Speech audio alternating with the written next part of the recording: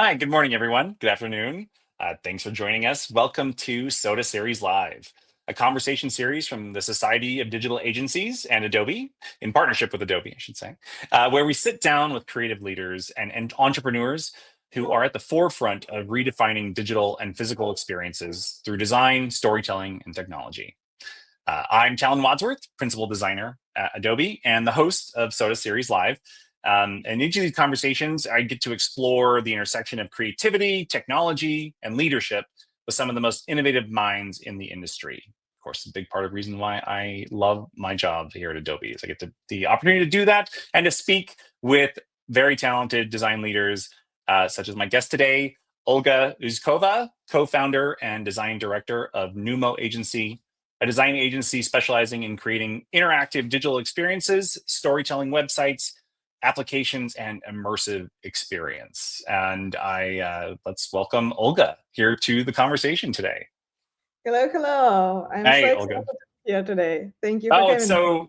so great to have you with us. Thank you so much. Again, these are favorite part of my week, my month. These are just the best conversations, things I like to talk about all the time.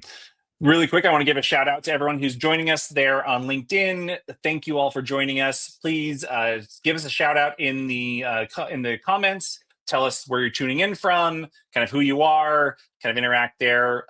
We have some of our team who will be in there monitoring. So if you have questions for us, like as we're having a discussion, please feel free to ask them there, and we'll find kind of key moments to kind of weave them in. Plus, at the end, we'll save a little time for questions as well. So thank you all for joining us. And again, the reason we love doing this is to be able to connect with all of you. So please don't feel shy and chime in as we go about our discussion today. So, all right. Well, Olga, thank you for being here. Again, I've been so excited for this conversation since we kind of first spoke, kind of teeing up some of the topics and ideas we're going to talk about today. But I always like to really start by just kind of giving some framing, some context to you, as a creative and as a leader, as a founder. So tell us a little bit more about your creative journey and how you got from where you were to where you are today. Of course. So actually, me and my husband, we started Noomo 8 years ago. And, a lot of people ask us, how is it to work with your wife? Or how is it to work with your husband? And surprisingly, for us, it works very well, much easier than when we were working for different companies. At least we're not mad at each other about like working too much. You still kind of need to find the balance, like not talking about work all the time, but Mhm. otherwise it's good. And also, I believe it's like a perfect combination because like I have a background in creative in design, and Mhm. my husband Oleg, he's more on business side, Mhm. business Mhm. development. So while I'm focusing on all the fun stuff like creativity, storytelling, like delivering projects, Oleg is focusing more on finance and business, uh, which is a little bit boring for me, but he loves it. Uh, Perfect. and You were perfect for each other, right? Just the natural complement.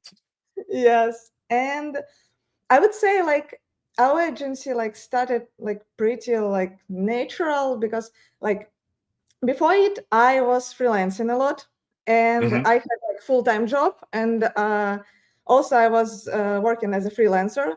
Um, I ended up working about like I don't know 60-80 hours per week for like several years, Wow. and without like any weekends, vacations. I mean, we were still going on vacations, but I was always with my laptop, like in a car, in airplane, on a boat.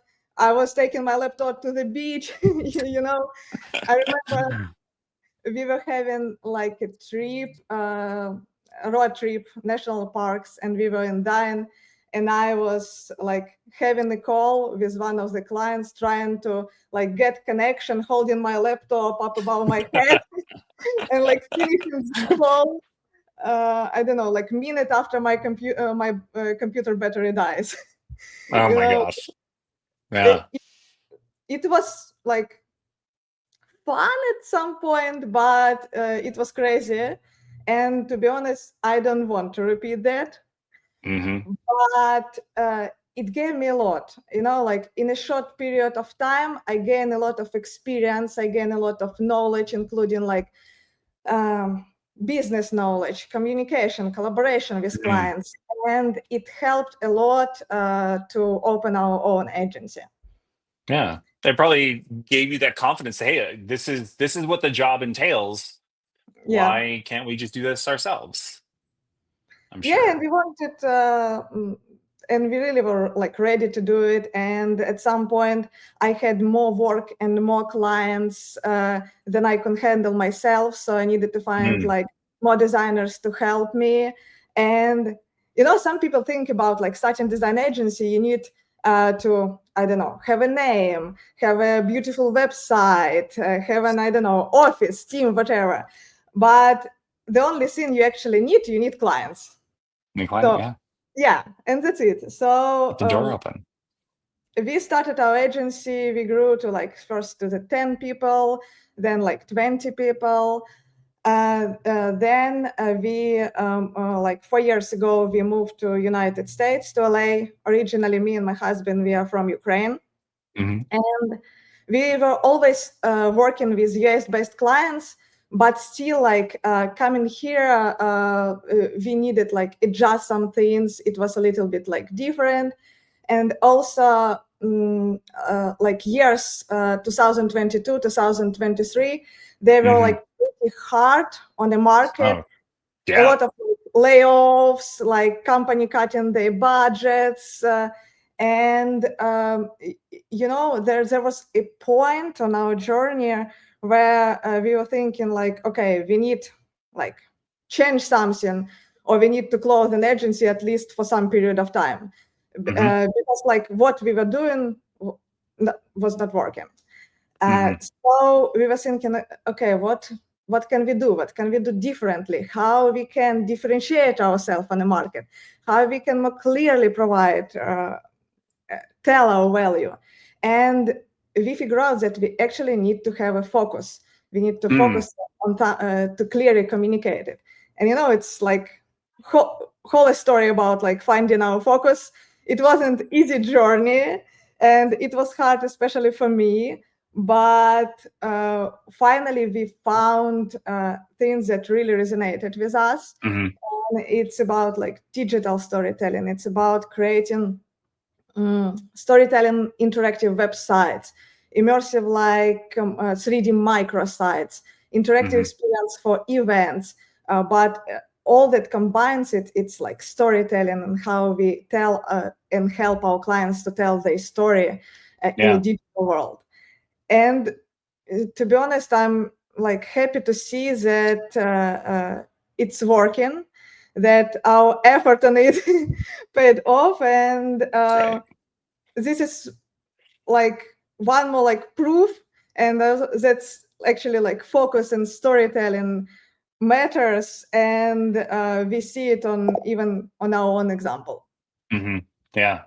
Yeah, I'm gonna put a pin in that for a second. I want to come back to that focus, but let's go back and set a little more context for us. I think in terms of um, like what was the initial thing you were interested in doing, with as a designer, right? And the type of work that you were kind of initially being exposed to, or being, again, like you said, like it's important to have clients, like to do the work that we want to do, like we need clients. So talk a little bit more about like the like where the type of work you were doing when you started, and then we can talk about how you evolved from there to kind of find that focus, right? So, kind of, yeah, where did you start? What was the type of work you were doing in the early days, or in your freelance work? Things that gave you confidence to say like, oh, there are opportunities here for me.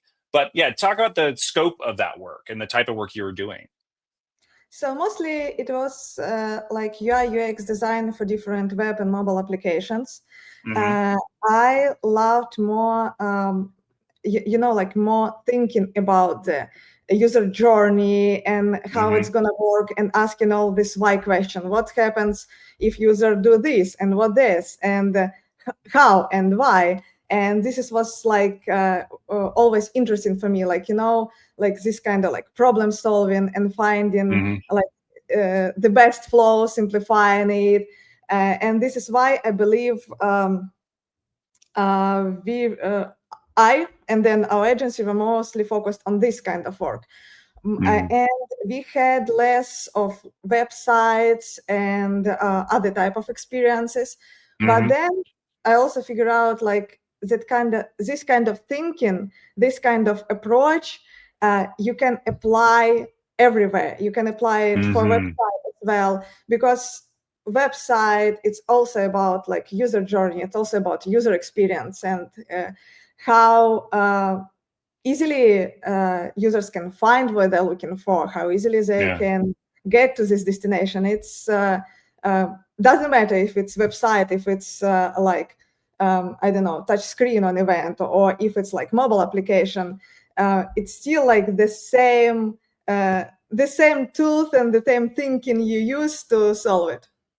Yeah, that really resonates with me. I think that that there's kind of an underlying kind of approach, a sort of problem solving, or a drive towards storytelling and helping people being successful, kind of no matter what the digital experience is. But I know sometimes that's a bit of a tough sell to a client who just needs to stand up an e-commerce website, for example. So talk a little bit there about like the expectations, like you were identifying kind of things that you were interested in, the ways in which you could apply your skills, not just to one kind of form factor or kind of one problem, but apply that across the board.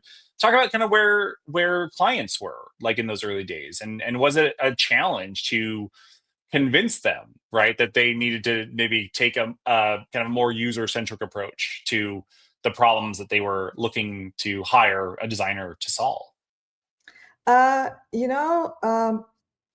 Like I always tried from like my earlier freelance days, I always try to listen to the client and understand like the problem and understand goals. And then, and understanding the goals, it's actually a key to present any ideas and design solutions to the client. Because it's, when you understand goals, it's not about I like it or I don't like it. It's, you can justify it. You can say, okay, like when you're presenting something, you're looking at it in a way, does it help to like come to our goal or no? And it became much more easier. So it's not like I was selling at the very beginning and explaining like that we need specifically this. I was listening. I was like, I started working. And then during the work, I started like introduce like step by step how we can make it better. And giving, like more, and also I, in the time I get more trust from the clients. And I always like, there are some clients that were asking for some specific things. And I would always say, okay, great, it sounds good. Let me think about it. And I provided like this kind of solution and also like alternative version, explaining why it can work better. And clients like it. It's not like I just presented what I wanted. I like listen then, I show like, look, here it is, and here you can compare. And this is where this like collaboration and trust like really helped. Yeah, again, that resonates so deeply with me. I think being able to to show a client or a collaborator that you have an understanding of their goals and their needs, and then being able to sort of synthesize that and kind of tell that story to, okay, here's the design solution and here's the way it's going to help you achieve your goals. And I think again, and you said, like, it becomes less about kind of the surface level critique of the design and more about, are we achieving our goals, yes or no? Yeah. So talk about that evolution then, from that insight, and then that again kind of leading up to kind of establishing a set of principles or a focus for you in your practice, leading then to saying like, well, there's an approach here, there's a practice here that then we can feel confident going off and starting our own company, our own agency. I don't know. I guess about like starting our own agency, I was like kind of always ready for it, just needed, Hmm. like more experience. But Yeah. still, in Yeah. this period of time, and I believe a lot of designers have this, like, I felt like, I don't know how to do it right. Like everybody around, more experienced designers, they know how to do right, but I don't know. And is it right? Is it not right? And I was Oh, trying yeah. to find this like right. But Hmm. then the Hmm. more experience I had, the more I was talking with like great, more experienced designers, design directors from different companies. I figure out that they also don't know how to do right. There is no right. Yes, There is 100% no correct. right. There is just like you just try to do your best based on your experience, based on research, based on knowledge, and you just continue doing it. Then you see what's working, what's not working. You iterate and you do it better. But there is no like one right approach. There is no right tools or right frameworks or something. You just adjust it for your needs, and you just trying to do your best, and then like life become a little bit easier, uh, less pressure on myself. But this is what I'm doing, like I'm just always trying to do my best, like Hmm. always trying to do the best we can, taking into account like all the limitations, like time, Mm. technology, like everything. And you just continue like working, iterating, evolving, improving, and it's endless process. Yeah. Yeah. I mean, hearing you describe it, it could feel simple, right? That you have this realization, that like no one's doing it right. Mhm. So you just need to find ways to trust yourself and to find kind of and continue to build on the things that are working and kind of discard the things that are not working.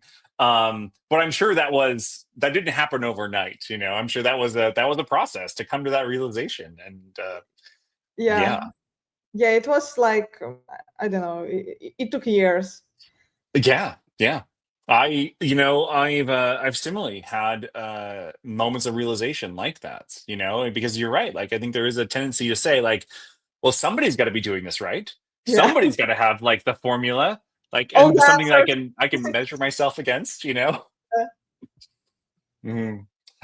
We're, and this is kind of, maybe kind of talking about kind of like how, you have developed your practice over time, but were there people, mentors, people that you look to kind of help you find that confidence? Again, I'm thinking about a lot of the people I think who join us during these sessions.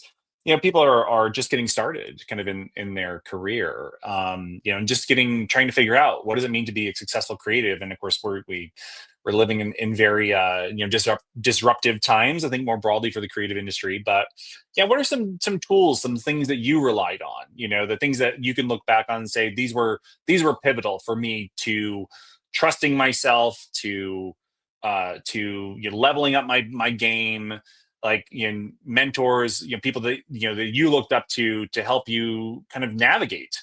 Again, something can feel very volatile and very fragile, as you're in it. it's a good question, and I don't know if I was lucky or opposite, because it felt like I was not lucky at all.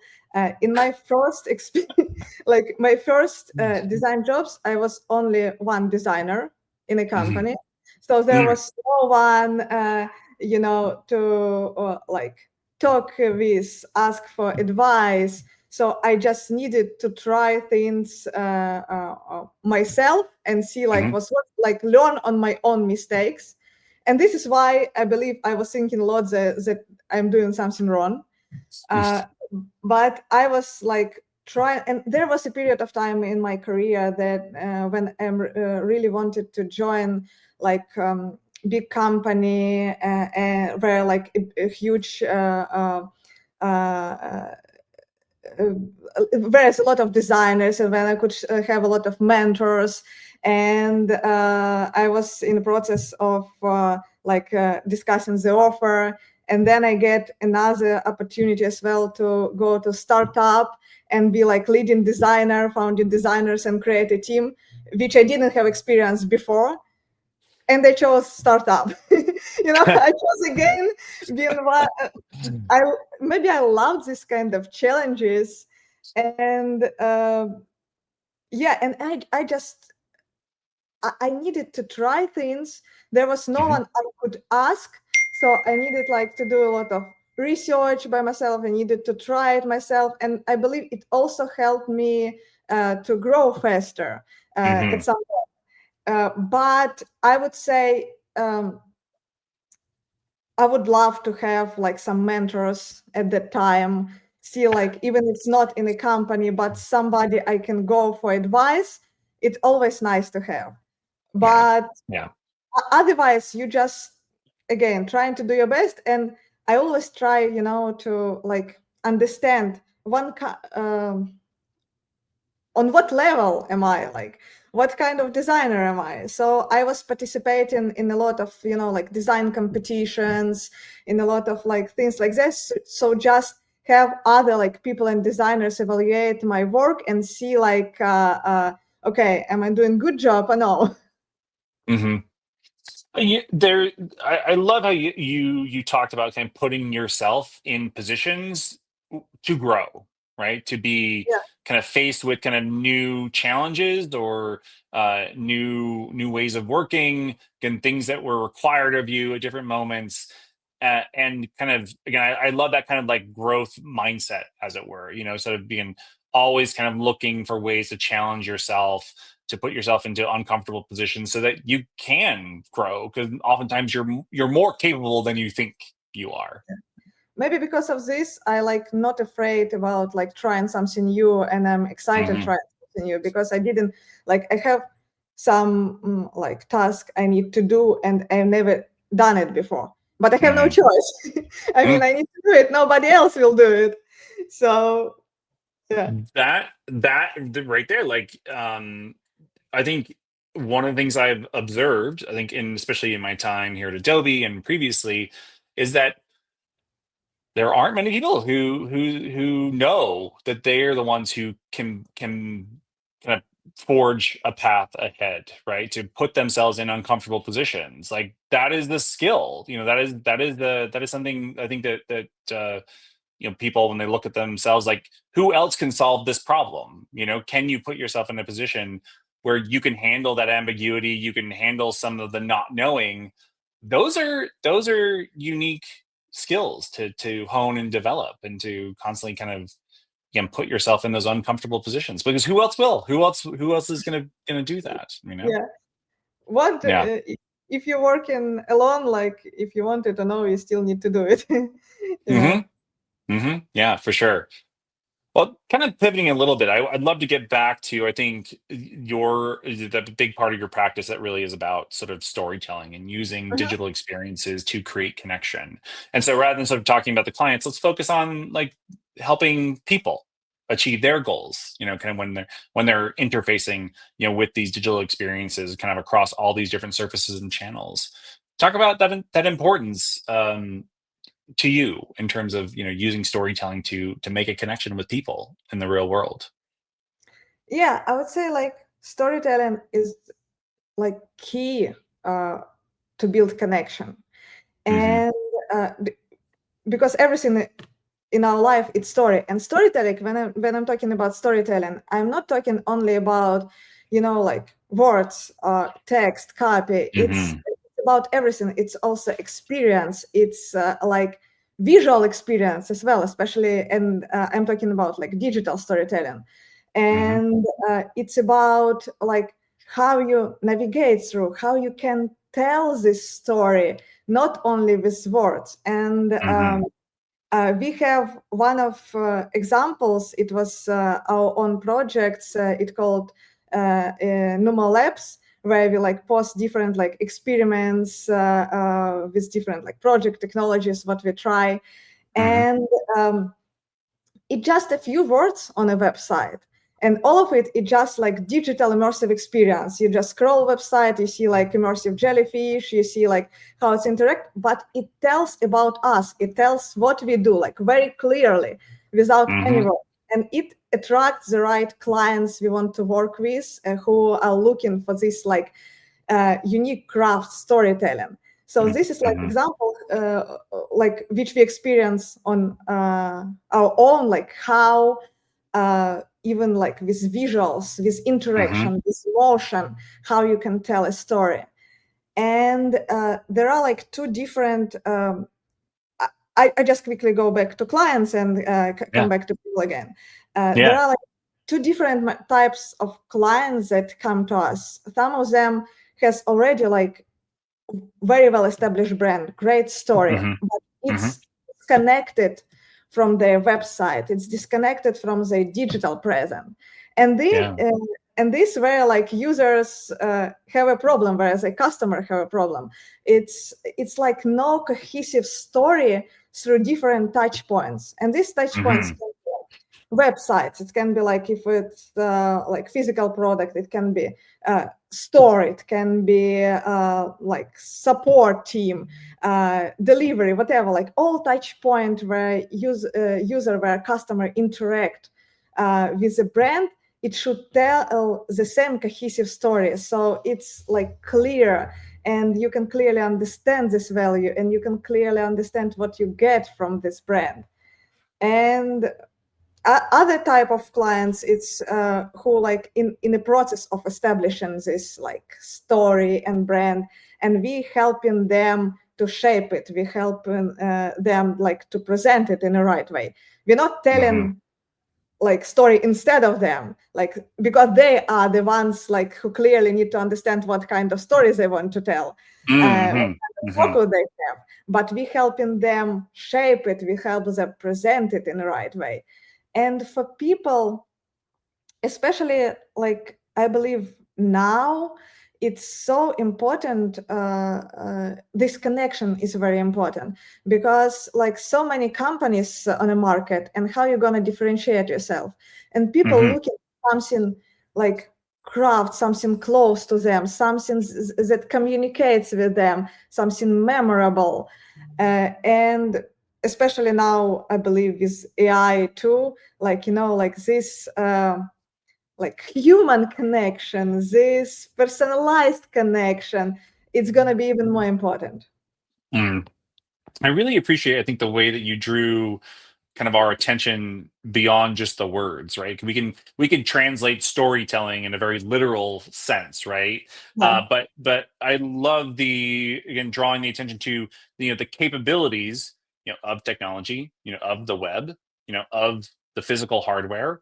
That those are tools that we can use as designers to enhance or to enrich the story that the brand or the company is trying to tell. And it really is, I think, designers who can think very intentionally, about what those things are capable of, and then utilize them in ways, again, to be successful, to make those connections.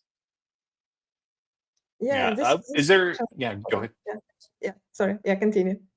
I was just going to say, like, is there like I was just wondering if there's like one example, thinking of your previous work, or thinking of like things that you're, thinking about right now, where you felt like you discovered something in the capabilities, of the technology or of the platform, that you just think it was an aha moment. It was a real unlock moment for you in solving that kind of storytelling, narrative sort of storytelling problem, for a client or for a company. I wouldn't say there is like one specific moment, but Sure. it's always exciting to see how people interact with experiences you've created, what's working, what's not working, and see how you can adjust it. And I really love like experiences which are kind of connection of some like maybe physical, digital. And this is why I'm very excited when we're working on some event experiences. And there was one experience we were creating for Intel. It was like interactive experience on a touch. It was a touch screen, and it was integrated with AI. And this was like brand activation for a new technology with which analyzes athletes and people on event. It was on AWC. AWS, where people can just do some drills, like exercises, and be analyzed in terms of performance, and got a leaderboard. And people were so excited about it. It was like so much fun. There was a huge line, and then this experience went to Barcelona, to MWC, and to Olympics last year. So it was really great, and we love to see like how people interact with this. And from each event, we saw some like little things that we can still like adjust in terms of like how to start experience, how to grab more attention when people going through the booth, and so on. And about story as well, important of storytellings, we experience also now, like one example on our own website, when we were like struggling to find our focus, and the problem was when you don't have focus, you can clearly communicate your story. You can clearly communicate your values, and this was our problem. So like we had different like websites in terms of like design, but still you can't clearly provide your values. You can clearly, and it was hard for me, like focus may feel limiting, and like if you focus on some things, it's mean like this fear of missing opportunities. Oh yeah, yeah. And it was hard for me like choose something. Like we were working with so many different like companies in terms of like size and business, in terms of industry, like healthcare, fintech, tech, hospitality. Style of our projects was totally different, but and this is why it was so hard to choose something. And then we just started thinking about, okay, like what we love to do, what we great at, and what actually unites all of these projects, because they were unique. And we found this, like that actually storytelling unites all of them. And this is where like our unique approach and craft design like all coming together. And when we could clearly tell the story, when we could clearly tell this value, and we updated our website, and it telling the story, not only with words, it also visually tells the story. It started working.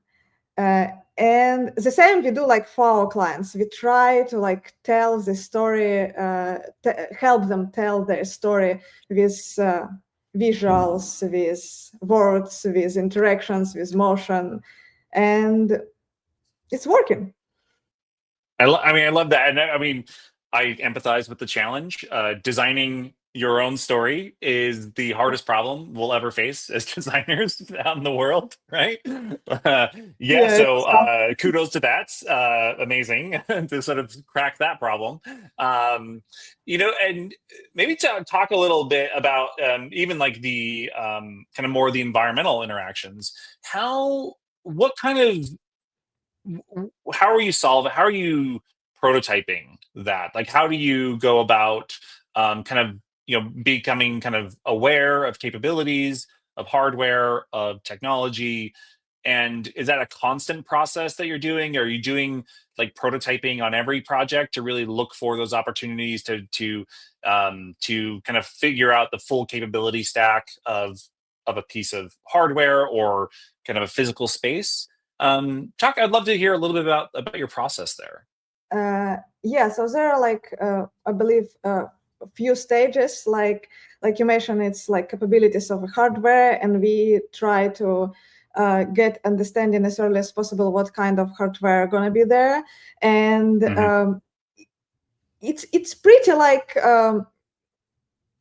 I wouldn't say there are like a huge difference in terms of like capabilities. There are a few like options that can be chosen, but when you know it, it's not so hard. But I remember like when our first experience for like a big touch screen, and we were thinking about how we it was not about like technical side yet, it was about like user experience and design side.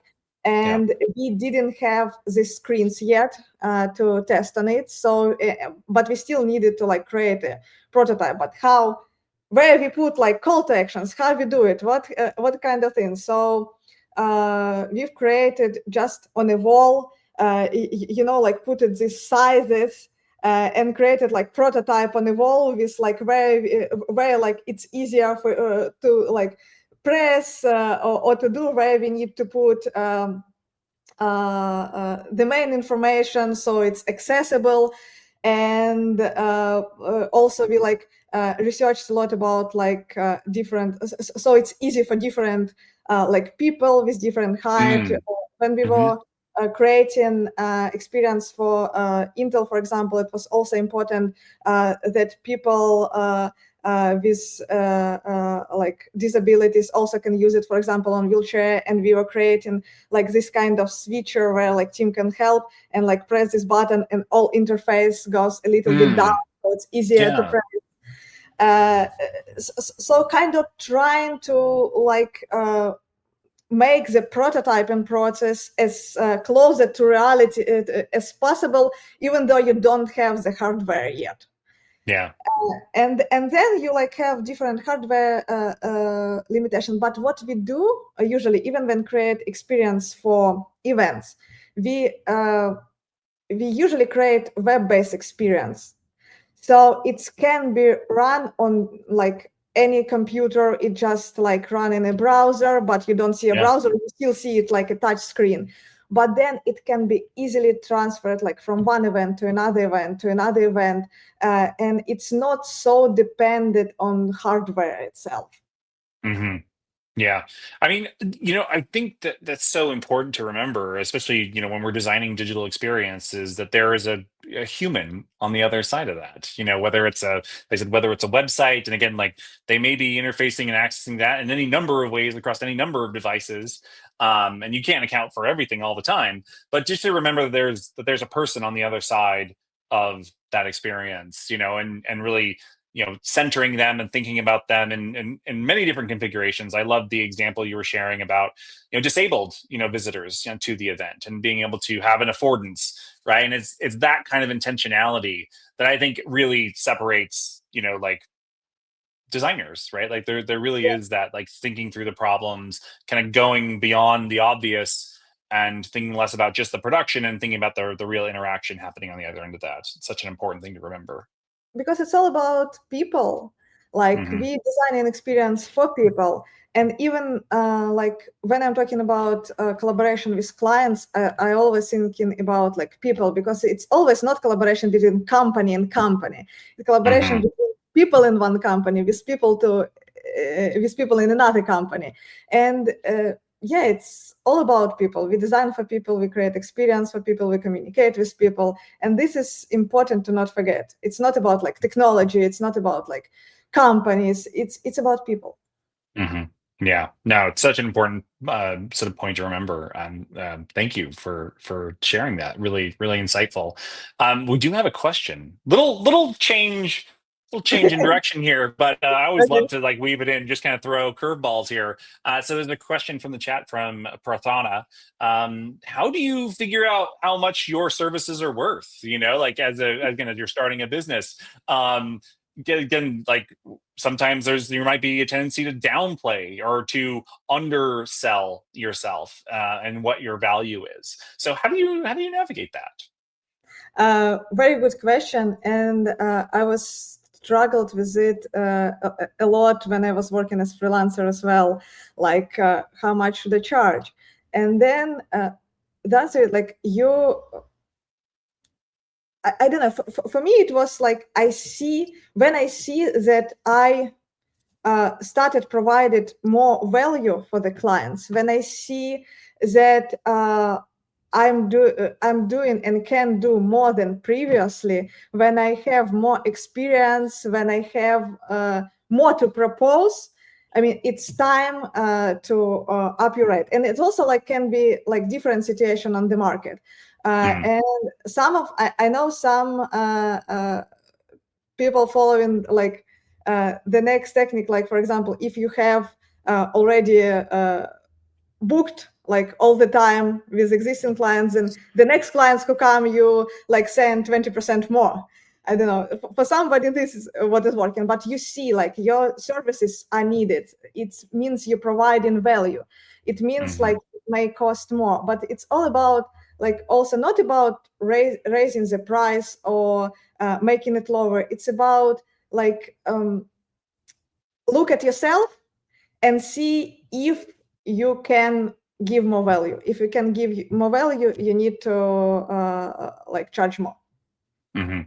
Yeah, I mean, that definitely resonates. I think we all struggle to kind of identify the value that we provide, as designers, especially when, the industry or, different companies want to kind of put designers in a box in a way and sort of reduce Yeah. them down to, production, just produce, these needed screens for this website, right? Yeah, but I think you can find a lot of confidence in yourself and what you can deliver, the value that you offer, and when you state that and you state that clearly and you back that up with your work, it actually is kind of revelatory that It's people will also about go they'll go with you. communication and Yeah, context. If you can communicate about your design, if you can give context, if you can explain why you made this decision and how it helped to achieve goals, this is yeah. like the best where you can explain why you like worth more. Yeah, yeah.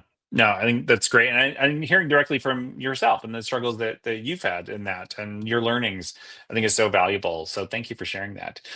We have actually a great question from Jonathan that was really teeing up the next area I wanted to dig into, anyways. So we'll put it here. It's a great moment. Thank you, Jonathan. What do you think about the future of web design and AI search? What are the How are you thinking about how we need to adapt? The content, the storytelling, towards these kind of future interfaces that we're all just exploring now. Yeah, very good question. And it's like now we know that a lot of things changing, but we still don't know how it's gonna change and what is gonna be the impact. With AI, it's interesting topic and interesting conversation. And right now, everybody try to implement AI, each company, even though some of them don't know why and where to implement it. Like a few days ago, I saw AI label on a toothbrush. I don't know what AI is doing with the toothbrush. I have no idea. But anyway, like everybody trying to do something with AI, Yeah. and sometimes it's not needed. Like, Hmm. but AI is a great tool, and the way we, especially like when we're talking about like searching, the way Hmm. like people searching for information right now, it's really changing. Like Hmm. instead of Google, like they go to like ChatGPT, Gemini, whatever, and like finding these answers, and it's still like I don't and right now all interaction with AI agents, they're limited to a like chat window, like chat Hmm. box, and I believe it's gonna change as well in future. It's gonna be less about like interface, but more about content that is Hmm. provided, and this is where like storytelling, I believe, also would work. Like how you can differentiate yourself Hmm. while everything is kinda unified.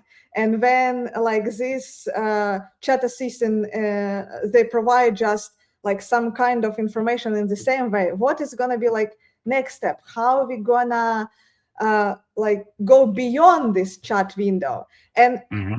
even like these chats, like for example, ChatGPT introducing like new things, like you not see like only text or images, you can see like interactive map there, you can see like order some products, go right away to website. So it's more and more what you can do inside, but Hmm. it's also about like I believe pushing a little bit this boundary of a chatbot window. It's also about like Yeah. how first it's going to be how you're going to be there, how you're going to be inside, uh,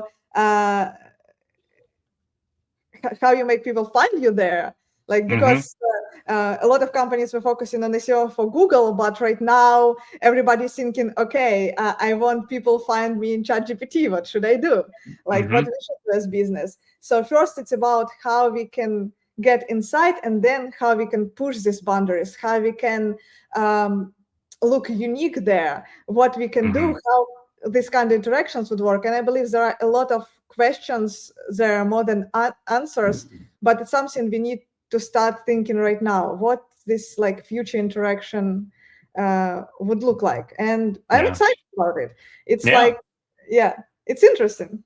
It is. I was thinking as you were sort of speaking about kind of moving beyond just sort of like a textual information based interface to, something like, notebook LLM, right? For Google, right? Where now any story can take on any number of formats, as a Yeah. podcast, as a video presentation, as an interactive experience. The ways in which you can get your story out there and the ways that you can connect with people kind of where they are, seems to be, again, like kind of what are the opportunities. There seems like there could be so many in terms of storytelling and interactive storytelling as well. Yeah, it's like you need to be where people are looking for you and in a format that they want to. So it's about like different formats and different places. It's like you can't put yourself in boundaries right now. Yeah, I agree. In the kind of the face of all this, I know this has been, I think, on a lot of our minds when we think about the automation aspect of a lot of these tools. How do you keep the kind of human aspect of the creator in it, right? The ability to feel like you're making choices, and those choices lead you to yet other discoveries, and then more exciting choices kind of beyond that. How do you think about sort of keeping kind of the feeling of authorship, or the creator kind of in your work in the face of a lot of these more automated systems and platforms? So very good question. And I'm looking at AI not like a magic button that you press and it's create something beautiful instead of you, like replacing you.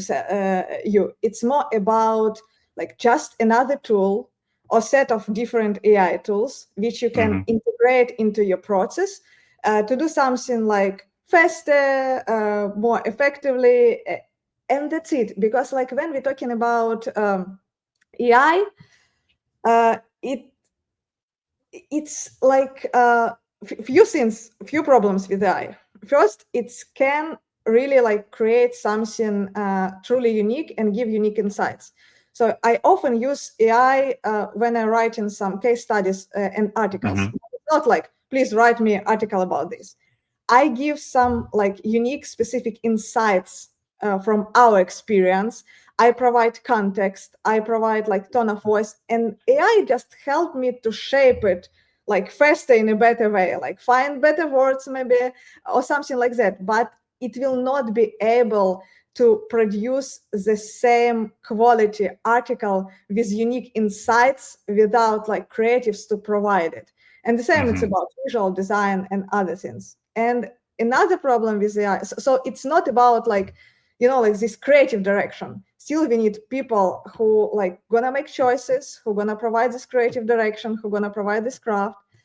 And another problem with AI, it's like when you try to do something really, really specific, like when you need like exactly this style or exactly like that, it's so hard to get there because it's trying to create something similar but not exactly what you need. And sometimes it's much faster to do like if you're talking about like image generation or whatever, it's so faster to do it in Photoshop than trying to do it with AI.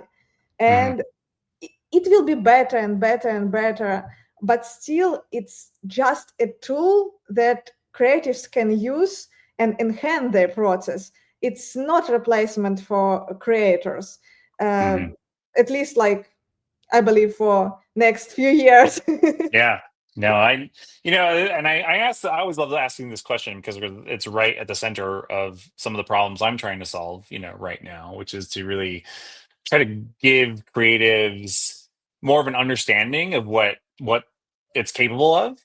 And then within there, open up new avenues of discovery. So how can we help you make the next right decision for you? And that it sort of maybe brings them something surprising. And so like sometimes it's much faster just to, like take a tool and draw than it is to try to figure out how am I going to prompt this, right? Or Yes. to just, be able to tweak this setting, using this feature, and being able to see your work in new ways without having to go all the way back and rewrite the prompt to then wait to see the next generation. It's like, well, how can we help use that as a jumping off point? I think you're sort of speaking to that as as a part of your process. Like, this is just a way to jump off from, or to reevaluate or recontextualize. And I think that's really important and definitely driving a lot of the work that I'm doing right now. So I believe before AI could read our mind, we are in a safe place, because you need, like, in a prompt, you need, like, so clearly defined what you need, which sometimes it can be really hard because you want to experiment, you want to try different things. And it's become like so long and complicated process when it's just easier to do some sketches than do prompting. But when AI can read our mind, then I guess then we have a problem. yes, yeah. That's so funny. I was just, one concept I was sort of riffing on lately is, AI is great at being a translator, right? As you're saying, you're sort of saying, like, reframe this, re-say this in a different way. But I've been really obsessed with using AI to take, like, very esoteric concepts, and then translating that into, like, UI controls. So, an art director might come up and give you critique to say, make this pop more, Yeah. and of course the art director knows, like, okay, to make something pop, you're going to utilize things like contrast, you're going to utilize scale, you're going to, there's like, you could translate pop, into any number of things, but you have to know that going in. But what if the tool could actually help expose the parameters or the qualities of design to help something pop, and so Very I've good really been example. obsessed with that, Very good and then, example. yeah, and then, like, making, like, really, like, unique and bespoke UI controls that we've never seen before, to address something like making something pop. Like, you could have a simple slider, but what if it was like a multi-access sort of, kind of control, and you're sort of moving it around in space, and it's popping in all these across all these different sort of axes.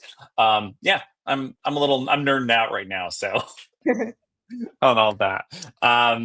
Well, I want to make sure we have a little time. So anyone who's with us in the chat, please feel free to chime in with any questions. I'll, of course, keep asking questions, because I would never tire of hearing some of the great stories and insights that Olga has been sharing with us.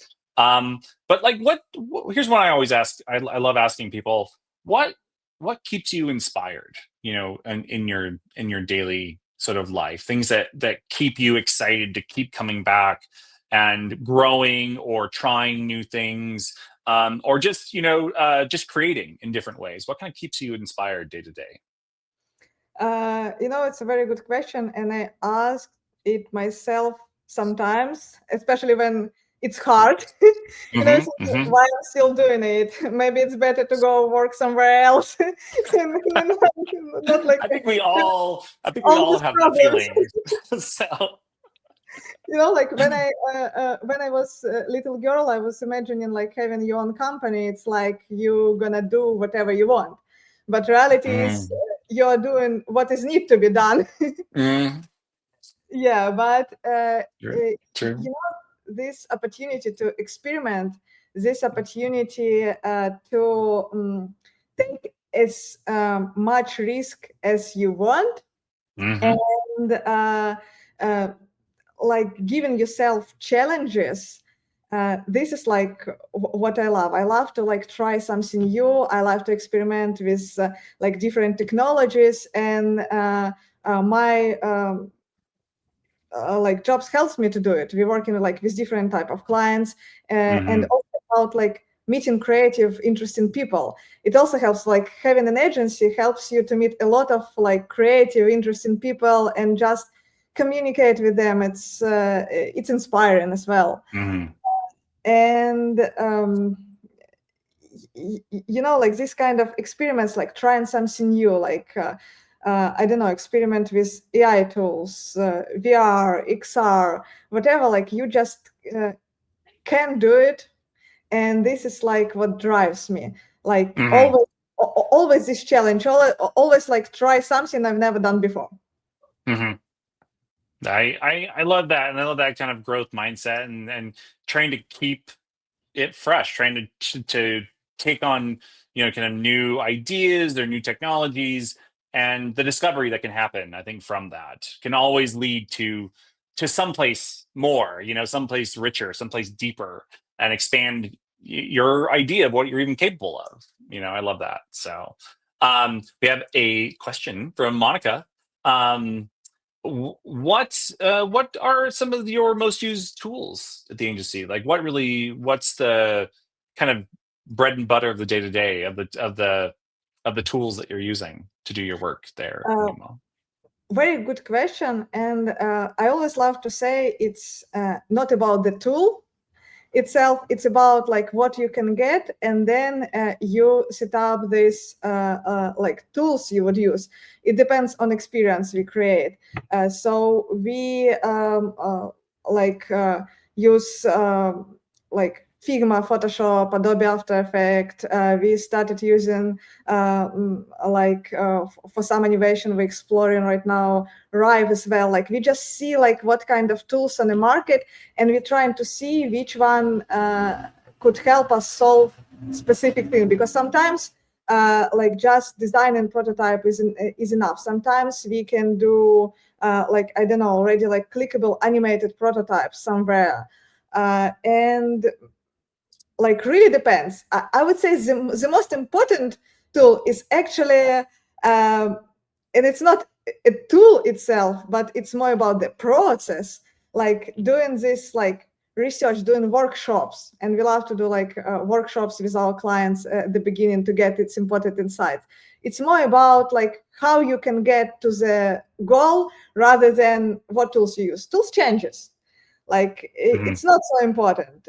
What important it's like your process and what you do with these tools. Yeah. That is, I think, such a great sort of place to end on. It's not the tools, it's what you do with them. I believe in that. Of course, one of the reasons I love making tools is to see what people will do with them. That's what keeps me doing what I'm doing. And Olga, thank you so much for the amazing conversation and the insights you shared today. I just really appreciate your candidness and your openness to both for your own journey, for the work that you do at the agency, and the work you're excited to do in the future. Thank you so much for joining us today. Thank you so much. It was a very interesting discussion. Thank you. Great. Thanks for everyone for joining us in the chat. I'm sorry if we didn't get to your questions. Kristen, I'm so sorry. We will definitely kind of keep an eye on that. But if you do have any questions, please feel free to reach out to me or to any of our guests. Again, there's one thing that really unites, I think, great design leaders is their openness to sharing just from their own experiences. So please never hesitate to reach out. Tell us what you like about the show. Tell us about maybe some things that you'd love to hear us talk about more in the future. But I appreciate you all being with us this morning, and hope you have a great day. Thanks so much.